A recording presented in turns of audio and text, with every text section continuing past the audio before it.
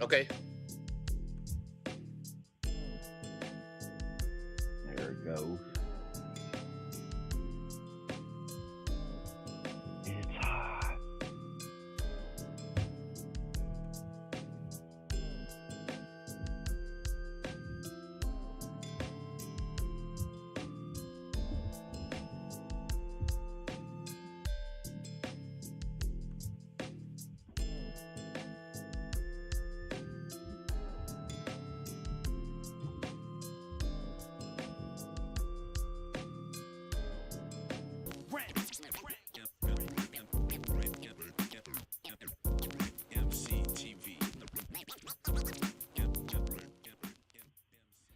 Yo, you watching EmceeTV The Podcast. As always, your boy Wilson. And as always, with me, the one and only.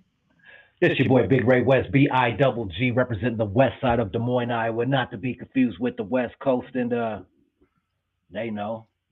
And today's extra special guest is Richie Daggers. Woo! Daggers. What's up, bro? What's going on? How are you boys? Excellent. I appreciate you jumping up in here with us, bro. Hell yeah, blessed to be here, man. For sure. Hell yeah. We already got one comment. Rev Green up in here. He said, fired up.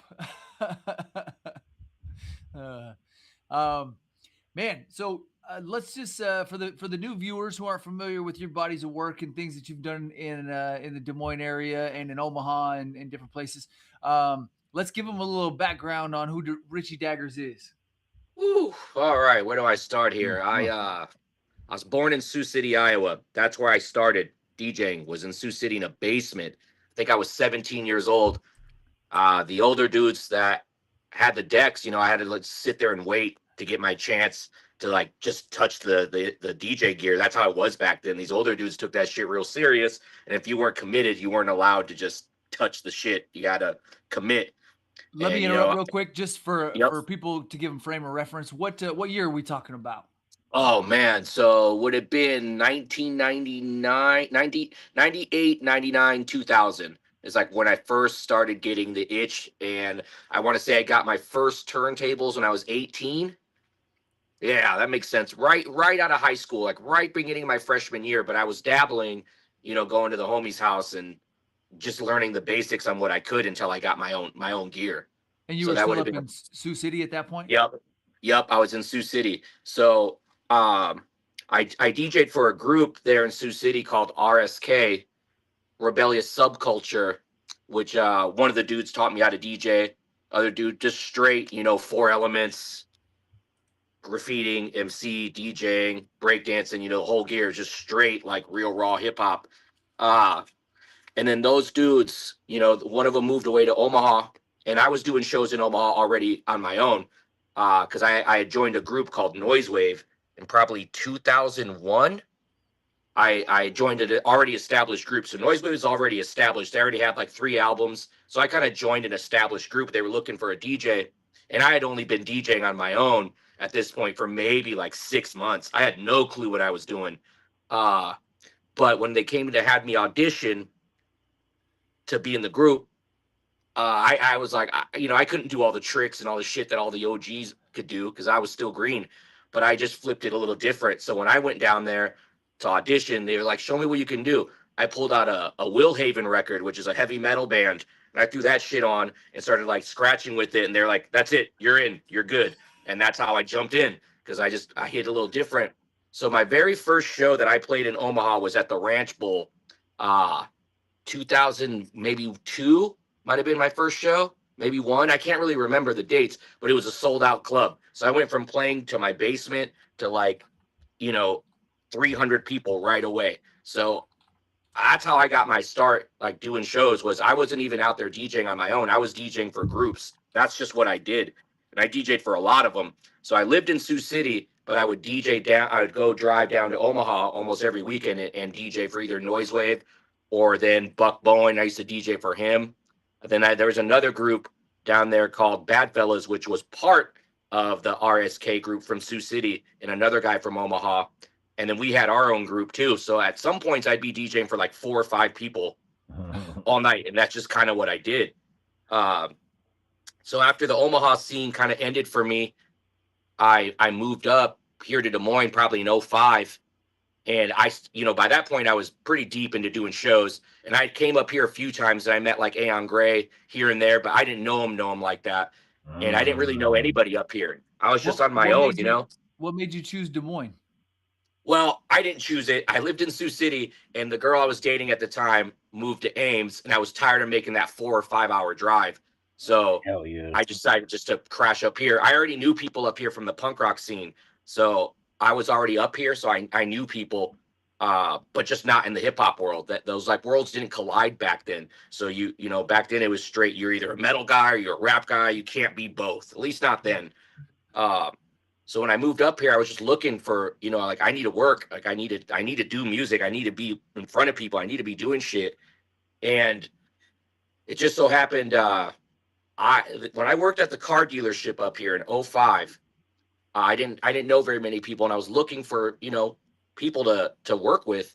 And I went to some people's shows. I'm not going to drop their names because it was just terrible. It was just awful. And I saw it and I was like, I'm not going to be a part of this. I'll quit before I do this. And then I worked at the car dealership, and I worked with this redneck dude. His name was Solomon. And he would tell me about rap music, and I'd be like, I'm not going to listen to this guy. He's literally chewing, like that's tobacco and shit. You can't tell me about what I know. And then he gave me a CD. It was Tripp CD. It was like, what was that album called? It looked like Frosted Flakes on the front. It was like called like 20,000 Bars or something like that. And I just looked at yep, that's it. So I looked at the cover and went, fuck this. I chucked it in the back seat of my car. And that sat back there for months. And now I'm still looking for work at this point. And like, I'd go to shows, like I would see Gadema because my buddy Brian Crow DJ'd for him. So I'd go see Gadema and like see him live and stuff, but he already had a guy, at that point. So what year is this now? This would have been the same year, about '05 when I first moved here. So what ended up happening is my car got broken into and they stole everything. They stole every CD I had. They stole everything. But underneath my seat was that 10,000 Bars and Running CD. So I was like, all right, fucking got to put it in. And I put it in. And I was like, wins by holy default. Shit. I just remember being like, holy shit, this is fucking hard.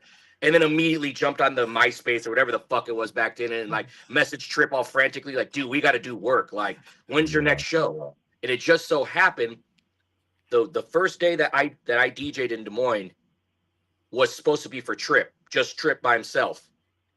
Gadema was also on that show. Gadema's guy got sick and he asked me to DJ.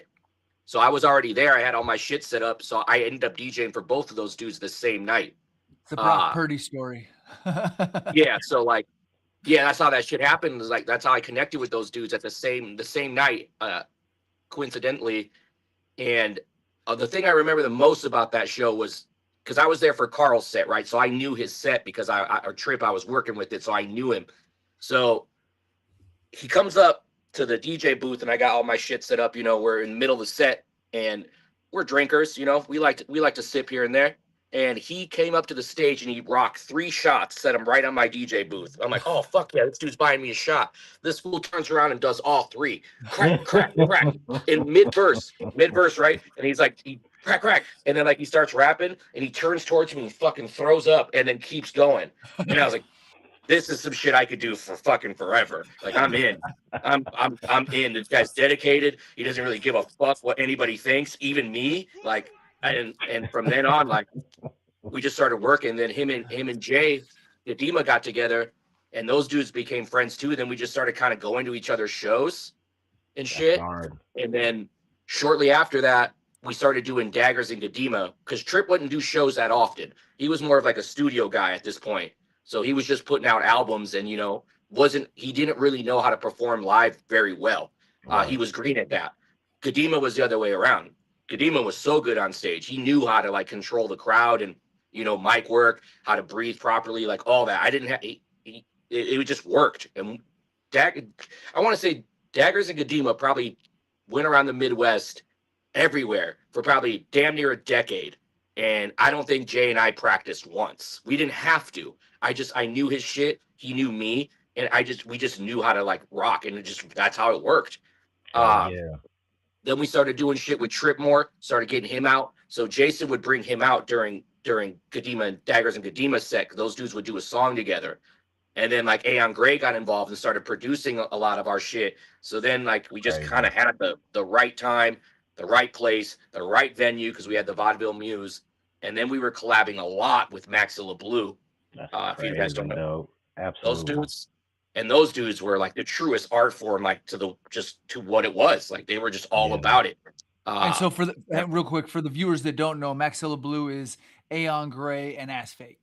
Yep, and DJ Touch Nice. Yep. Okay. Yep, so I knew Touch Nice from the Omaha days. So the guy that taught him was one of my really good buddies. So DJ CMB from Omaha, he now DJs with the Low Life crew with Thurston Howell III out in New York and shit. Nice. But that dude, he taught him, and I was friends with him. I never knew that till way later, because Touch Nice is incredible. Like you can tell that he learned from CMB, because those dudes are just unreal with what they got going on. I could never do that even if I had 4 arms. But I that's how I met those dudes. And then the Aeon Gray stuff started getting involved in Maxilla Blue. Then it just became a giant crew. Then Chris D, when he came home, we pulled him up. You know, he was already freestyling, already knew the whole loves hip hop more than anything. And then we just got the vibe right. You know, everybody was cool. Everyone was young. Everyone was ready. Everyone was hungry. And then that's when we started the DOPE group, Derelicts of Popular Entertainment. You know, and then we had our own little Wu-Tang here, because everybody that was in DOPE could perform solo, right? Everyone had their solo album. So there was 4 of us at one point, and everybody would come out one at a time, do their songs. Then the other guy would come up, hype that guy. Then the other guy would come up, hype that guy. Now we got 4 people on stage, and now we're closing out with like 4 super hard songs. And that's kind of how we would do it. So was there ever a point where you got on the microphone, or were you just strictly on some DJ? No, I was strictly DJ and hype guy. I was so afraid of the recording booth. I'm not comfortable in the recording booth. That's why I don't have any shit. I don't have any mixtapes. I don't have shit, because like I don't do that. Everything I do is live. I have a few mixtapes out there with Tripp that he convinced me to do. Okay. And then some scratches on like Gadema's solo and me and Tripp solo and stuff like that. But nah, man, that wasn't for me. I couldn't do what those guys do. And then I don't want to get off the legends real quick, but what was your first setup though? You know what I'm saying? Like your equipment. You remember what my gear? I still use the same gear. Technics 1200s. I've had them for 20 some years. Awesome. Same pair. How'd you come up on those? Oh shit. So there was a little DJ crew in Sioux City of older dudes than me. And they were just, some of them just, you know, started having kids, having families, had it as a hobby, kind of just didn't want to do it anymore. And I remember I bought my setup for $900. So both turntables and then like some whack busted ass mixer, but it's what I had and they were mine, and the turntables worked. And that's all that mattered to me, was that it worked. And this was before Serato and all that shit. So these were the days where you got to look around like a backpack full of vinyl, hoping someone would let you get on. And that's what it was like in Omaha. Like even here in Des Moines, sometimes like the episode, he's an OG. Like he was already established. Like, and I would watch him, you know, in Hollywood and all those dudes DJ, and I would just be standing there like, can I get a lick? Can I get one? Can I get one? You know, and every once in a while, episode would let me on. And but back then those dudes were doing like traditional, you know, backpack, like straight up bar hip hop. And I'd come in and I'd be like, I'm playing Project Pat. That's what I'm doing. You know, like. Hell yeah. That type of shit is what I liked. I'd like to always do something. What everybody else is doing, I'm going to do it a little different, if not completely different. And that's kind of what I liked doing. Okay. And then what's something that you wish you knew when you started? That it's not going to last forever. Ooh. That's what I wish I would have. No, I never got a final show with Daggers and Gadema. We never got to do a final show. We never got to do an official like DOPE final show. Like I never got to do that. If I would have known at that point in time, that would have been the last time I would have stood on stage with those dudes. I would have accepted it and, you know, recorded and reacted to it a lot different. But I didn't know. No one knew.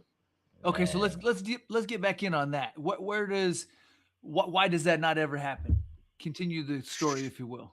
So man, like everyone's grown up, you know, like we were so young when we were doing this, and it just real life just happened. You know, people had kids, people got sick, people moved away, you know, and then like the loss of the Vaudeville Muse definitely didn't help during COVID when that venue closed down. Like that hurt everybody across Des Moines for sure. Like it didn't matter if you were the weakest rapper or the best rapper, everyone played the Vaudeville Muse. And when you don't have a venue that feels safe and comfortable, it's like losing your home. And that's how I felt. I felt like I lost my home, which I did. And many of my other friends did too. There was so much history in those walls. Man, I lived there. I went there like every day for 18 years. So if you wanted to take me out back then, you could find me real easy. I would just be standing at the bar at the Vaudeville Muse in the same corner, no matter who was playing. And that was just what I did. And we're kind of going through that right now by losing Leftys. You know, my generation, like they just took our bar. You know, like yep. It's terrible, and that's what's hurtful about Des Moines, right? There's not that many. There's no small venues. They're either really really small, independent, like literally someone's garage, or they're huge as fuck. There's nothing in between. And you got to have that in between to like create things to be able to get to that next level. But you're cutting out the most important part, which is the middle. You have the beginning, you have the end, but there's nothing in the middle. How do people supposed to grow? You know, you can't just go from like playing a petri dish, jumping into a stadium. It doesn't work that way. Right.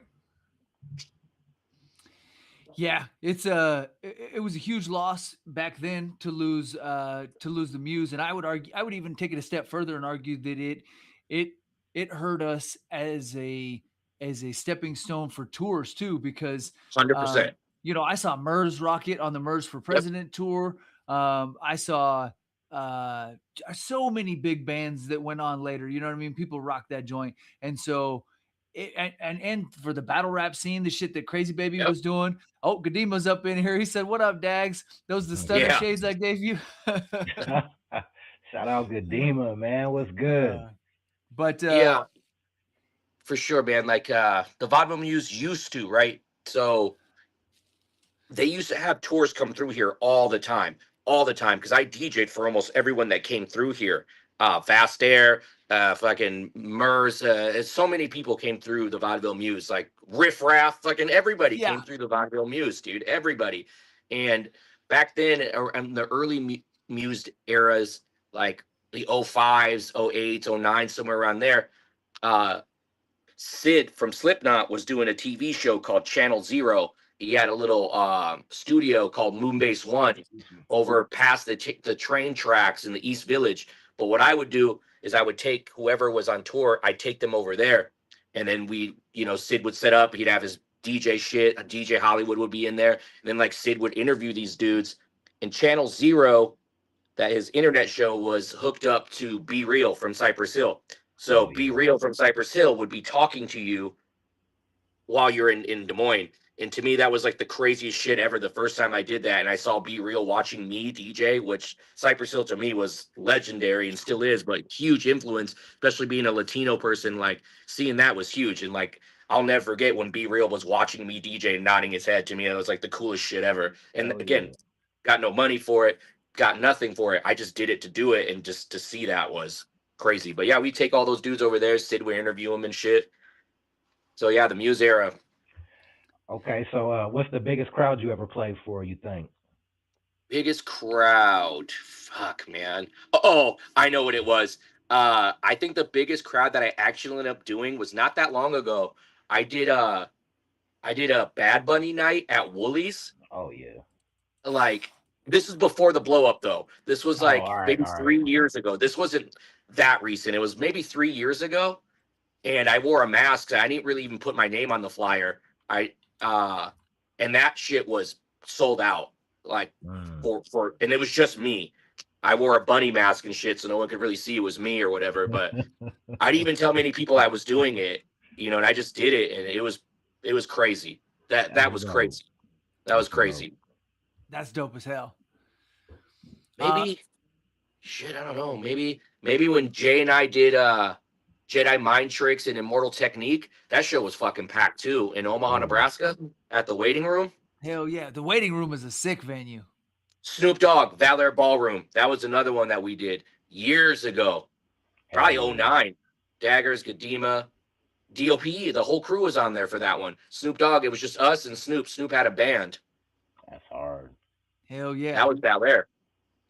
Was that when Okay. he was touring with the Game, or was that a solo joint? No, it was just him. It was just Snoop Dogg and us. The reason I remember it so well is because Snoop Dogg's security was the Nation of Islam. Oh, I And- remember that. Yeah, and they like when Snoop Dogg comes in the building, at least back then, they were like, everybody clear the fuck out. And I was like, my turntables were still on stage. And I was like, can I go get my shit? They're like, fuck off. Like, I couldn't. So I had to just sit there and like, you know, I couldn't go get my gear. They cleared everything out. That guy with that bow tie told me to fucking leave. This sucks. You know, what are you going to do? Your gear is in safe hands. Yep. It was just sitting up there, and there's like, oh, I know what other one was huge. Another one I did was crazy huge. Little Uzi Vert, 7 Flags. Before he blew up, like that might have been 2013 or some shit. I mean, he was big, but I never seen anything like that before. That was like my first experience in like SoundCloud rap and like the really young kid rap. Yeah, and like me, I was confused by it. Right, I was like, I don't get it. And that's when I knew right then and there, I got to start switching my shit up, or I'm gonna be played out and old. So I started learning other different types of music when other people refused to. So now I understand all that and I get it. But at the time, I had no idea what I was watching. I just saw this little man kill this crowd, and he was by himself. He was the sassiest, zestiest dude I've ever seen. And he had wireless mics. He might have had like 7 of them. And he just kept chucking them into the crowd. And then like after he ran out of mics, that was it. Show was done. It probably lasted 25 minutes, if even that. Damn. That shit was hard. You know, it's interesting that you talk about evolving. I got a homie, my homeboy Travi, is one of the partners down at Blades Barbershop on Ingersoll. And he talks about, you know, back when everybody was just using clippers to cut hair and nobody wanted to use scissors. They were like, I ain't gonna learn that. And now all these kids are growing long hair and they're like, fuck, I don't know how to cut. You know what I mean? And so adapting to the times is important. I constantly evolve. It's crazy because I have counterparts that are my age. They're like, I don't know what this is. And I was like, well, you stopped evolving, dude. You can't just stop at Gangstar and not move forward. I get it, but you got to move on. Kids aren't trying to hear Gangstar or Nas in like the club. They just don't want to hear that shit. And I get it too. Like, I don't really want to hear that when I'm vibing and partying unless I'm at my house or in my car. So whether it seems odd that like an older dude is better at playing young kid music than you, I mean, that's your fault. Right. Okay, so let me ask you this. How do you read a crowd? Easy. You find the people who are partying the hardest and you cater towards that individual. So if I see one dude and he's going the hardest, I'm going to follow what that guy's doing because people will feed off his energy all the time. So I just look for signals in people's faces, seeing if it will hit or not, you know, or I'll look for cues, right? Some dude walks in, he has a Master P shirt on, and I'm not expecting that. I'm going to hit him with Master P just for that guy. Say, Of course, you know, little shit like that. You'll see that. You'll see little triggers and stuff. They'll be like, okay, this guy likes this, or this girl's into that. Let me see what I can do and kind of build from there. That's what I do. Know your audience, folks. Know your audience. Okay, and then what's a technical skill you feel that's hard to master? It's simple, but it is hard to master, and that's just beat blending. Just making sure your mixes blend well. It took me forever to learn how to do that shit, and it seems easy in theory, but it's really not. And if you train wreck, you're gonna hear it. We used to call that shit shoes in the dryer. Clunk, clunk, clunk, clunk, clunk, clunk, and you hear that. And I mean, there's all this shit now where like you can do the auto sync, and it's like it's so easy that I don't even know how to do it. I can't figure it out. But I've seen other people do it, and I'm like, that's like the cleanest mix I've ever heard, and you didn't do anything. But pretty cool cheating. I mean, if you didn't know, you didn't know. But got the cheat code. You know, they do it. So that's why there's so many DJs out there. It doesn't take much. If you got the right gear, you can pretty much do whatever you want. It's going to do it for you. But you can tell when someone's doing that because there's no soul, there's no originality, there's no creativity, there's no on the spot anything. So I choose not to do that. I find it just that defeats the purpose to me. If it's going to do all the work and thinking for you, why even do it? Now you rock the Rane gear now, don't you? Yeah, I've been using Rane for a while. So I still remember the very first Rane XL mixer, or not mixer, but the box when Serato first came out. And I remember I was an elitist. I was DJing a party in Ames, and like this dude that was from this band called Weather is Happening. They were from Seattle. And we played this place called the Practice Space, which was my buddy's studio apartment. This must have been like 05, 06, somewhere around there. And he had the laptop in this like box, and he was like, "Can I plug into your mixer?" And I was like all angry. I was like, "What is that little box?" That's all pissed off. And then I saw what it did, and I saw him pull out records, and I didn't understand like the magic that was happening in front of me. And I was all angry and confused about it because I was like, "This is cheating. This is fucking cheating. You don't have the rarest, Easy-E B-side on vinyl. I had to lug this shit up the fucking stairs." And then when I saw that, I immediately was like, "What's DJ Jazzy Jeff have to say about this?" And then he was the fucking spokesman for the whole thing. And then when I saw him doing it and I saw Premier doing it, I was like, "We got to get this." And so back then, to have your beats pressed on vinyl was it's so expensive. It wasn't really worth it. Like you'd have to run your shit off a DAT or like a CD or like anything but vinyl because it just wouldn't work. But you couldn't do all the cool tricks because the shit was just one long continuous track. I couldn't really stop it. I could cut it out and cut the sound out, but I couldn't manipulate it. So when that came out, you could start doing that. That changed everybody's shit. Everybody's. Because now your beats are the same as vinyl now. I can spin them, I can stop them, I can scratch them in, I can take your voice down it just changed everything. And it's evolved so much now. I finally, for the first time, I never thought I would do this, but I'm actually using a deck. I never thought I would get to that level of using a deck with technology because I always felt like cheating. But not every show requires 2 Technics turntables and a mixer.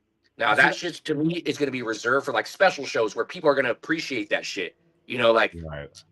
DJ Premier came through, asked me to play. Of course, I'm not going to show up with a fucking bullshit ass mixer. That'd be disrespectful. But for like some of these other shows that I'm doing, like Soulja Boy, right? Why the fuck would I lug around big ass turntables where these kids aren't going to care or know what it is anyways? Right. Where I carry a 30-pound deck that does the exact same shit. That was going to be crazy. my next question because I got a lot of homies that are purists that are like, "Bro, don't buy no controller. You need Technics." I agree with that, and I was like that up until like February of this year. Rane put out a thing called the System 1. The System 1 has it's a 7-inch turntable, direct drive, so that means it spins. It's got the little knobs on the side. It feels exactly like vinyl. It is 7 inches as far as a 12-inch platter, so it takes a little bit getting used to. But everything is combined. It's one unit, so there's not separates. It's one fucking piece. It's 30 pounds. It has a screen in it. No more laptop. I don't even need a laptop anymore. Really? I just plug in a flash drive. It's the most incredible shit ever. And I thought the same thing. This shit's gonna be cheating. I'm not gonna like it. I'm over here like pushing buttons like crazy now. It's sick. You can sample straight into it. Like I can sample from a movie. Say like some whack rapper wants me to DJ for him, but I don't feel like it. I can just have him send his beats to me on my phone, and I hit play from my phone 40 yards away, and I can still control his shit without standing there. That's so like wild. this new technology shit is the best. Again, I was an elitist purist, used the same turntables for almost 20 years, and I never ever thought I'd evolve to a deck. But when Rane put that out, they put it out for people like me, people that do gigs, are old school, and don't want like necessarily all the knobs and shit, just enough to do what you need to do. And I love it. What's the price tag on something like that? That sounds like it's probably an investment. Yeah, it's investment. I'm going to say it's investment. It's not crazy. It's about, I would say, 25. Okay. Ain't bad at all. That gets you your mixer. Crazy. It gets you your mixer. It gets the software. It has the pads. It has everything you need. You got me at you didn't need a computer. Like, yep. That's crazy to me because, like, I would always just start up my computers. You ever see any footage of me live? I got the wackest Dell or the bullshit ass $499 computer because to me, I didn't think the computer did anything. And like, I'd see people flex with their like, Apple pads and all that shit. I was like, you're an idiot. I can do the same thing you're doing on a $200 computer, and I don't look as dumb as you. So, but now I don't even need to have that. Okay, so that's going to lead me into my next question. What's overrated gear wise? What's overrated to me? Yes, sir. CDJs. I know nobody uses those anymore, but that shit was whack as fuck. I hated CDJs. when we A brought lot. Twisted here in 2010, they were mandatory. We had to go to Best Buy and go cop 2 of them. Wow. Yeah. Jay and I played a show at the Hall Mall or Ped Mall in Iowa City one time. And they told us they had decks. I was like, cool, I don't have to bring them. Again, lugging those old school 1200s, they're heavy. And it's not fun lugging that shit up the stairs. And they told me they had decks. We get there, and there are these lame-ass CDJs. I never really liked those because I didn't like the jog wheel. They were too, like, flimsy and too plastic and felt just not organic. And I had to play off of it. And I just remember being like, fuck this. I ain't never touching a CDJ again. And that was the last time I touched a controller till fucking February of this year. That's dope. That's dope. That's Yeah, overrated to me. Expensive laptops. You don't need that shit. For a long time, those CDJs were fucking kind of excuse me, kind of the industry standard. Not for me. I was always doing the Technics and the old school Rane Serato box. I would do anything to avoid using CDJs. That's dope. That's dope. I like that. I ended up selling mine on eBay and took a huge hit, and then I sold it to a dude, and he somehow did different currency or something. I took a huge hit selling it at a discount, but then with the currency, I basically gave the shit away for free to some dude in Germany. It was miserable. Yep. It was terrible, and I paid for shipping. At least it's not shipping nowadays. That shit will kill you. Yeah, gas prices are through the roof. I'm pissed. Okay, so back into your story. What where does life take you after DOPE Clique kind of fizzles a little bit? Yeah, so after DOP slowed down, Daggers and Gadema was doing shows still, not as many. You know, we just weren't out there as much.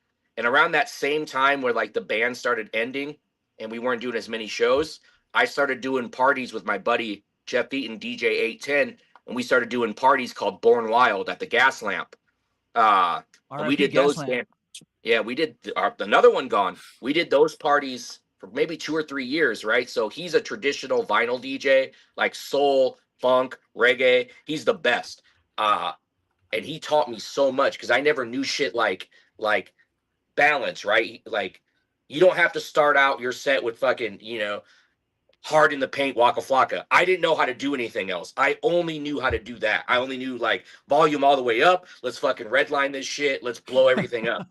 And you know, that don't work when you're on at 9 o'clock. It doesn't work that way. So I watched him like do little shit, like start the volume like in the middle, then like slowly work its way up where like the volume is working for you as far as like a booster, and not me. You know, I just hit it all redline and shit. And I watch him set after set just kill like in the beginning, just rip.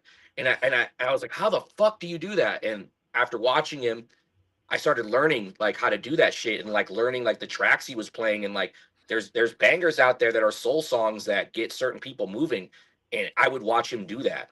And he was getting all these like dope ass corporate gigs, shit that I wasn't getting because again, I'm showing up playing Waka Flocka 9 hard in the paint as soon as I get there, you know. So I watched him, and when we did those shows together, I mean, that shit was great. It was 2 DJs side by side. He would start his set first. It would be all soul, funk, reggae, and then I would go on and do club bangers from like midnight on.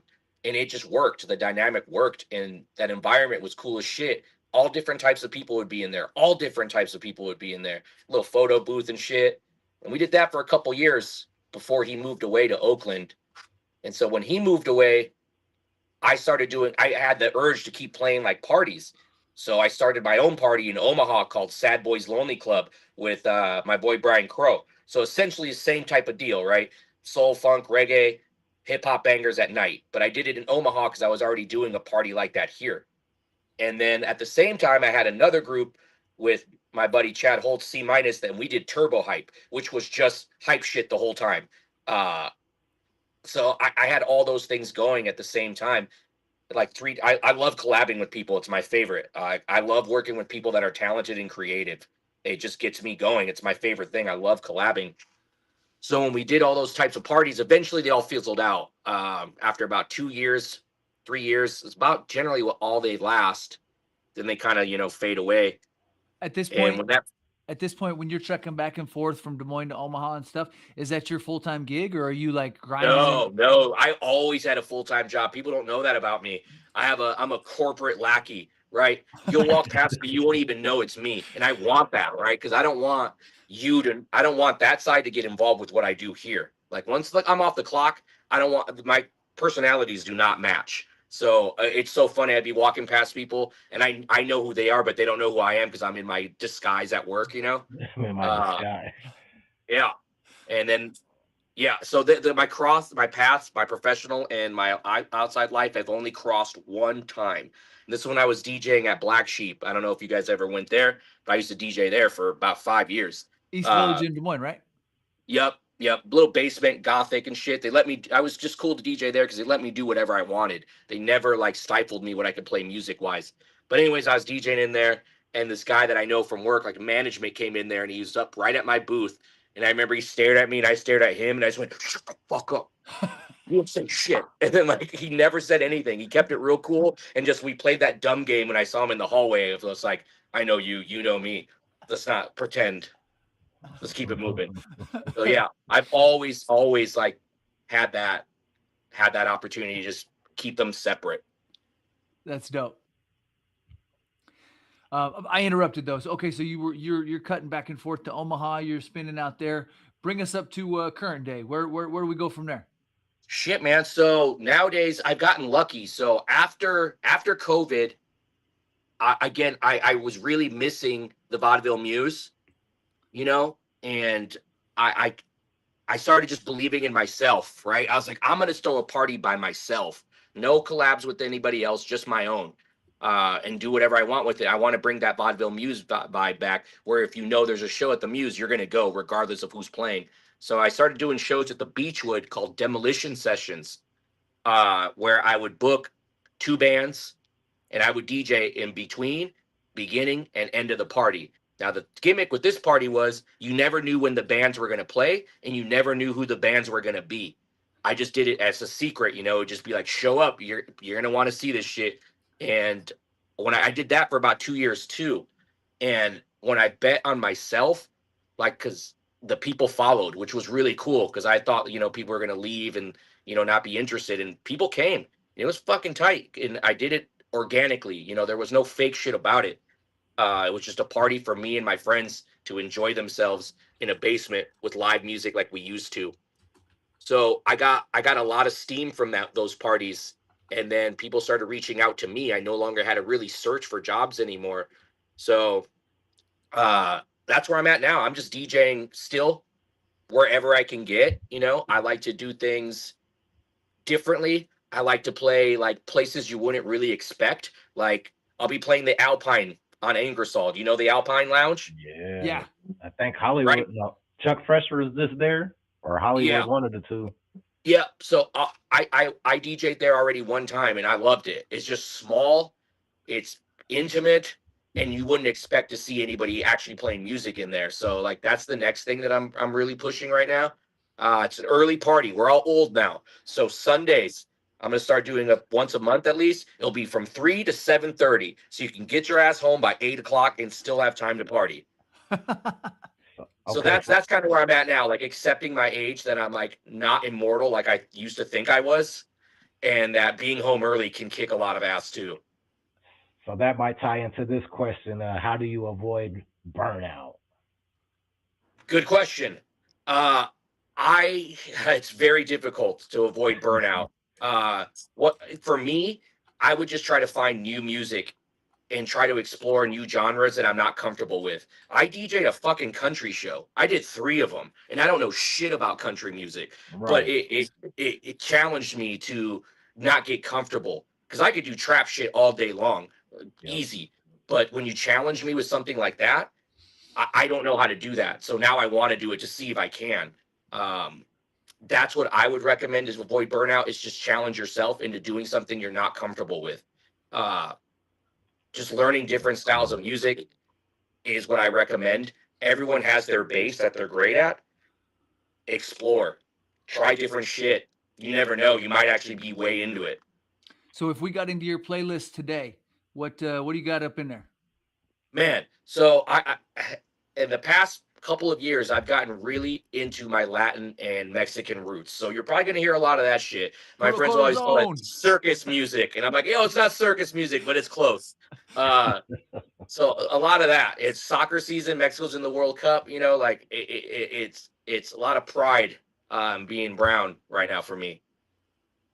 Okay, I fuck with that. All right, so this brings me to an interesting thought, and you guys can both tap in on this. So I feel like we got a dope emerging hip hop scene that has been grinding for a long time here in Des Moines, but I feel like we've got some Hispanic rappers, but I feel like it's an underrepresented part of the city. We don't have very many Hispanic rappers putting on for Des Moines. Why do you guys think that is? Because we have a decent Hispanic population. I just don't think there's a proper venue for these guys to perform at. Like right now, if I'm thinking of like where's a Latino nightclub, I can only think of one, and they don't do shows like that there. So I don't know where these people can represent their art at. That's my question. Like where, because I would love to get in on that scene too. And like, I would love to DJ to a Latin crowd. Like that's a demographic that I'm missing personally that I try to reach, but you know, I play like punk rock venues and shit like that. So they're not always going to go there. But if there was, I think that's what's lacking. But I think that's what's lacking in general for everybody. It's just, there's a lack of places to represent your art. And the ones that are there are getting taken away constantly, and the city's not really reinforcing that to help. Where can you go? I can't even think in my head, where could you even go? On Army Post, there used to be a jump off that was the old Toad Holler. And it was a Hispanic club for a long time. Well, for a handful of years after it was Toad Holler. And bro, they used to pack that joint out, but obviously it's been leveled. It's gone. There's See, a pop up. What's that? They will support. I said, if they know, if the brown community knows, they will support. It's just they don't know, and I don't even know. Like I'm so out of touch with like I would love to support that, but I don't know where it's cracking. I don't know where it's happening. And that's the issue to me. There's a pop off over by Romantics on the south side of like Army Post and East 14th, and on Sundays that place is cracking. The parking lot is full. But Ray, what are your thoughts on that? What do you think? I mean, as far as the brown rappers, man, I felt like I've always known a few, but there was never a lot. I don't know why that is. I know it was just something that kind of popped in my head the other day, and it kind of made me ponder it. I would imagine that they exist, but you know, they're just not in the same room that we were in, type of shit. You know, that makes sense. I don't know. And then as far as venues, the venues are scarce right now, but we got like XBK Live. XBK is cool. I like that venue. Woolies. Shit. I don't know. Lefty Locals. Locals is I DJ'd there. Locals is all right. Where's that at? Locals is the old Teehees. So you know where old Gas Lamp is? Yeah. Okay. If you go down the street, it's right there. It's the old Teehees. They converted it into a venue. Over by Exile Brewery. Yes, right. Exactly. Right there on the corner. Yep. Yeah. Okay, dope. I'll have to get in there and support. Yeah. I drove past it when it was Teehees and never made it in there for a show. Yeah. So I definitely need to pop out. They don't do a whole lot of shows, but I've been to a few. Nice. That's a cool location too. There's a spot called the Helter Shelter on. Oh yeah, that's a skate park. Yeah. Those guys are cool as shit. That's a really cool independent. So I support that venue. That's fucking cool as shit. Those dudes are cool. They have a big ass skate ramp in there. If you want to see what DIY means and like do it yourself stands for, that's that shit. That's like the basis of like what I base my whole entire thing on is DIY. Do it your fucking self. And that place is a perfect example of do it yourself. That's dope. Okay, so what's next on the horizon for Daggers? Where are you going from here, bro? So, you know, I'm looking to fill my summer right now. I'll be at Shirty Hotel starting this summer on Saturdays, 7 to midnight, I think. So it'll be a chill little spot. I'll continue doing my one-offs that I like doing, because at certain venues, you know, I can't do full on what I do, right? I can't go at Shirty and start fucking turning up and going 10. So I'll be looking for spots that allow me to do what I want to do and the crowd that wants to see it, you know? I'm really stoked for the Alpine because I can play shit that I actually listen to on a regular basis in there. Like, and that makes it so much fun for me because it's different from what I'm known for doing, right? Like, so I just want to get out there and entertain this summer and just continue doing it as long as people will continue to come see me and support. Like, I'm so thankful for that people have been seeing me for like in this town for almost 20 some years, like nonstop. It's pretty fucking cool, you know? So I'm just grateful for that, even though sometimes the opportunities get smaller, some are big, you know, it's a roller coaster. And to try to stay consistent throughout 20 years is difficult because I've seen a lot of my counterparts and a lot of my friends just kind of fade away, and I'm still standing here. As a transplant, somebody that calls Des Moines home now, if somebody was like, name some dope ass DJs from Des Moines, in my head, I got Sid from Slipknot, I got Hollywood, I got DJ Richie Daggers, I got DJ Episode.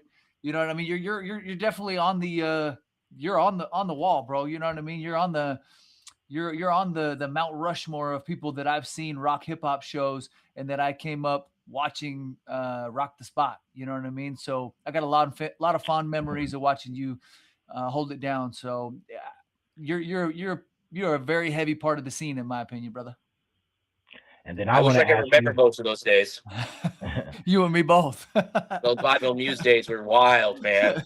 Wild. Thank God there was no social media. The only part that I miss is like it could have captured some of like the really cool like organic show moments and shit. But otherwise, like I'm good there with no cameras there. You don't need to see all that. We probably need to edit that shit before it hits the social media, or we're all getting canceled. Yeah, that's true. I usually ask, we usually have rappers on here. I usually ask them their top 5 rappers. So I'm going to ask you in Des Moines, outside of yourself, give us a top 5 DJs from Des Moines. Top 5 DJs in Des Moines? All time. Oh, just top 5 DJs of all time, like in any genre ever? That what we're talking about?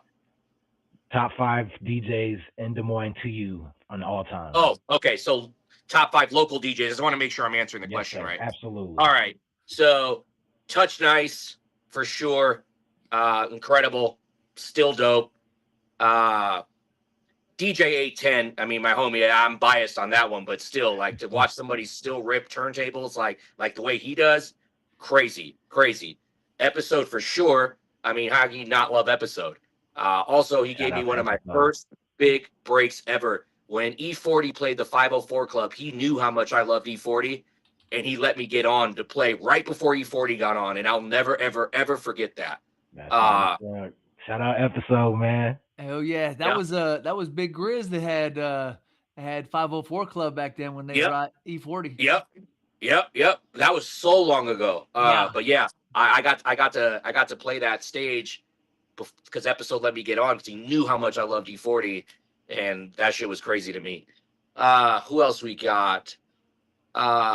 C-, old school drum and bass DJ. Okay. That dude rules, man. If he still get out, he still drops some 90s shit here and there. You know, and Hollywood. Who else? Hollywood's been rocking shit for the longest time and is still out there like 3 times a week. Still to this day. Legendary. Sets up duck style. That was the first dude I ever saw set up duck style. I never seen that before. I always set up battle style. He set up duck style. And the first time I saw that, I was like, oh, that's crazy. But that was a long ass time ago. Shout out to Hollywood, man. Shout out to everybody on that list, man. That's fire. Yeah. Okay. Another one we like to mix in. All right. If you're going out to eat, where you going in Des Moines? Oh, I'm glad you asked me that because I wanted to shout this place out anyways. There we go. La Baja Cocina. That's the spot. You want real Mexican food? You want a real Mexican experience, like the way it's meant to be? You go to La Baja Cocina. You tell them Richie Daggers sent you. Where's that at? Spot. It's on the south side over by B&B Deli. South side? Okay. Yep. You want the best chilaquiles in town? Hands down, right there. Sunday's the best day to go. Sunday's the best day to go because Sundays, that's where all the brown folk like me go when we're all hungover and shit. And you'll go in there and you'll see them all shaking and shit, trying to get to the next beer. And the music is just cranked. Oh, it's the shit. Okay. I love it. Okay, so we're talking about the brown folks. Okay, where's the best taco truck in the city? Oh man. Talk to us. Ooh, best taco bus. Man. People rave You know about that what? green one. I like the one that sets up on what is that? University by that gas station, or not by that tire shop or the auto parts store. I can't even remember the name of it. You talking about the one on 19th? No. So like, okay, so what's over there? There's that Chester Fried Chicken liquor store, Yeah. right? Yeah. And then like then like the 19th taco bus. University. Yep, that one. That one's the Yep. shit. I've had that before. Okay. Yeah. I'm gonna go with the black one behind East Stadium. I think it's Tacos Villanevas or something like that. I don't know. That's as far as a motherfucker. I got We a got black one taco on truck behind East Stadium. We got one on Army Post. It's over by it's right where Super Cheap Auto Glass is, and Oh yeah, Chewy's. I went there. Super Cheap Auto Glass fixed my shit when I broke my own window on accident. They fixed it the next day. It was the shit. That dude's solid. He did Yeah, my they Kadea fixed my windshield. shit real quick. Yep. He's on point. But I think it's Chewy's is in the parking lot, and he got the little street tacos they're hitting. They're fire. Yeah, for sure. Hell yeah. Okay, and this is off topic real quick. I wanted to ask you this. You DJ'd a lot of rap shows, you know what I'm saying? How do you feel about rappers rapping over vocals during performances? Ooh. All right. So I've gotten used to this now. It's basically the norm now, right? Because there's not many people that know how to do that anymore. That it's karaoke. That's what it is. It's karaoke. It's exactly what you're doing. It's karaoke. And the biggest violator of this that I saw was 21 Savage. When I saw him open up for Post Malone in 2013, he was doing the bank account song, and he was walking back and forth, and the mic wasn't even in his hand. And I was like, okay, you can just do this now. Busted. So it's it's just so expected now that when I see somebody don't do that, I'm like really blown away. But that rarely happens, even with big time acts. I want to say the last person I saw that I expected to have backing vocals and did it was Young Dolph. I thought for sure he's gonna have backing tracks and be fumbling all over his shit. Not at all. That dude was hard as fuck live. I was really blown away by that when I saw him live. Impressive. Yeah, that's it's almost an old guy thing to not have backing tracks. That's when like, this guy's old. Yeah, fucker's a veteran. Yeah, we're old. Dinosaur rap. Okay, so we asked about your biggest shows. We asked about your favorite places to eat. What was your favorite show? Because you've rocked a lot of sets. You know what I mean? I'm sure there's been moments where you got to meet people that you admired or grew up listening to. What was if you had to pick one, or maybe even two, if you had to pick one or two, what do you think were the most special in your career? Oh man, probably that I was both Daggers and Gadema shows. Ghostface Killer. That one, we did that show. That one was hard. Where was that? And then Omaha, Nebraska. And then oh shit, man. I got three that I can think of. I got to see Sean Price.